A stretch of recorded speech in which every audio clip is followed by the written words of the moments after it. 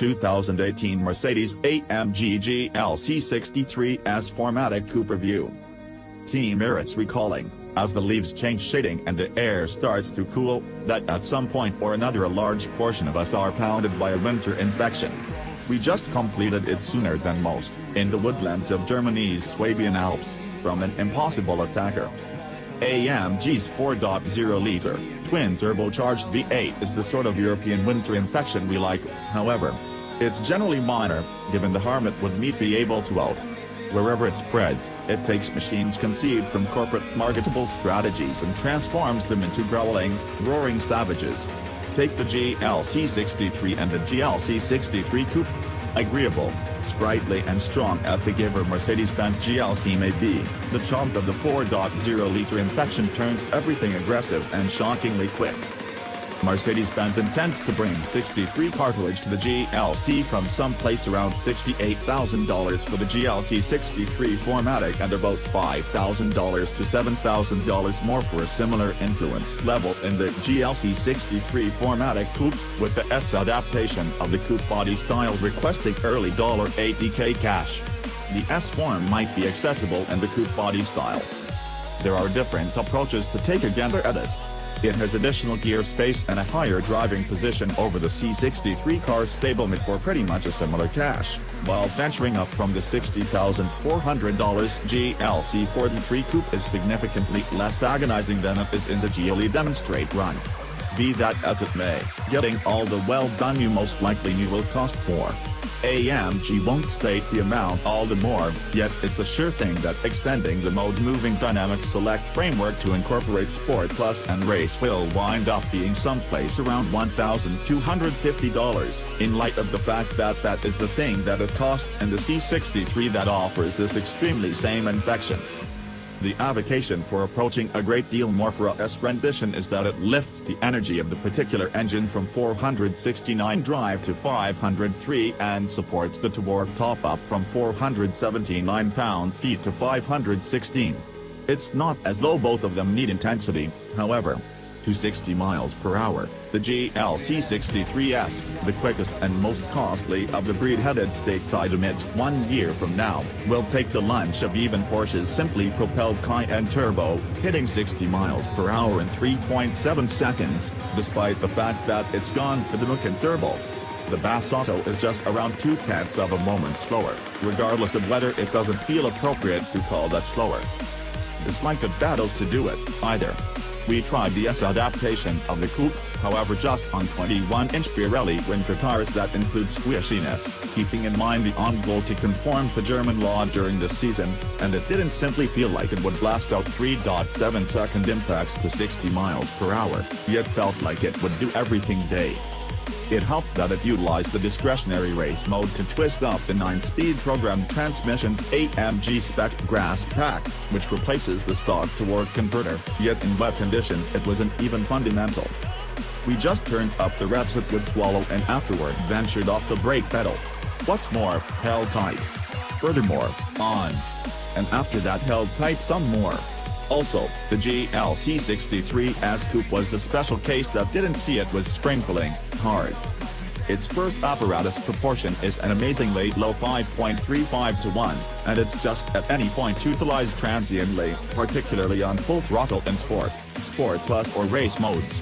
It snaps you back in the seat, and the perfect dispatch, with basically no wheel twirl or significantly less turn, takes each one of those motor revs and transforms them into straight-line speed.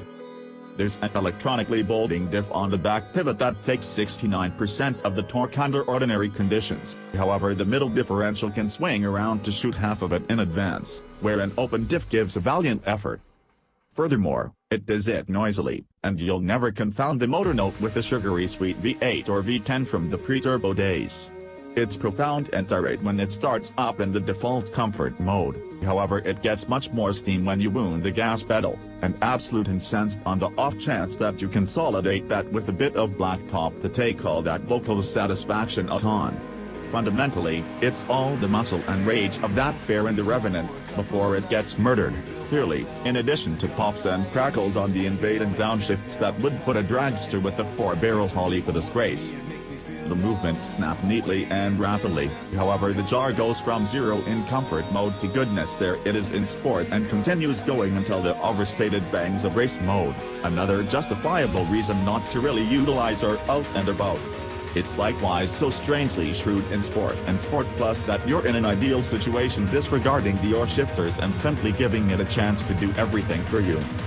A full third of its 9 velocities are overdriven, and it achieves its 174 mph top speed, up 19 mph on the electronically constrained stock GLC 63, with those 3 ratings to say. They're utilized for cruising and sparing gas, however there is no official mileage figure yet, particularly the 0.60 to 1/9 apparatus. It makes this a stride advance by cruising, withdrawing the powertrain in comfort mode between 37 mph and 99 mph, to sputter even less. Other than obtaining the motor from the task force of AMG models, the GLC 63's Coupe additionally acquires vigorously from their suspension pilots, as well. It scores a 3-chamber air spring framework, dynamic damping, more negative camber and a 4-interface front end with remarkable directing knuckles. The backside takes vigorously from the E63's 5-connect backside engineering, and wheel orientation now sit farther than on the standard Mercedes adaptation. For all its SUV position and the mean look of the Panamericana-style grille, expect it's not prepared for the Rubicon. Since it isn't. Not with standard 265/45 R20 tires in advance, 295/40 R20s at the back, an inch greater and a considerable measure more extensive than the standard GLC 63 Coupe. On the off chance that you need another clue, there's not a solitary rough terrain setting incorporated with the mode switch. A chilly, wet street test on squishy winter tires isn't convincing, however it leaves us with a few inquiries to answer once the wad of flame is at last here. Initially, we're not certain beyond a shadow of a doubt how it handles. There's a lot of hold there notwithstanding when you begin tossing it around, however at 4,511 pounds, up 36 on the section form, it doesn't wash a similar quiet feeling of affirmation over the driver that a Macan Turbo does. It was likewise hard to feel really at one in the curves, and its slip control framework swinged in so hard, so early, that it probably felt a similar absence of shutdown certainty we did. Or on the other hand the conditions were only that awful. It's enhanced in Sport and Sport Plus modes, where the slip control let the auto slide only a little in transit out of corners. At any rate a large portion of the issue in the winding, immersed streets we had was that there is simply such an expansive scope of fierce pound from the V8 even at half throttle that it's giving everything, constantly. The torque tops at 1,750 revolutions per minute and remains there until 4,500, while the power top hits at 5,500 revolutions per minute and doesn't fall away until 6,250. There's no linearity in the power conveyance, and the initial 3 apparatuses are altogether so short that throttle adjustment requests gigantic consideration. That will be significantly less basic on dry streets and less basic again on speedier, open curves where the SUV felt immensely steady, with its pleasantly weighted controlling making it simple to point and the easy power dependably primed and ready. It's likewise calm when it's cruising, and the ride is sufficiently casual in its comfort setting to be an ordinary auto. Also, there is the typical rich exhibit of AMG leatherwork hanging the lodge. Along these lines, perhaps it doesn't circumvent corners like a Macan Turbo. Also, perhaps it does, when we get it on the correct tires and it's not downpouring and it's a couple of degrees above solidifying. Yet, we do know this, it beyond any doubt flings you out of corners in a rush. Furthermore, just continues throwing you on.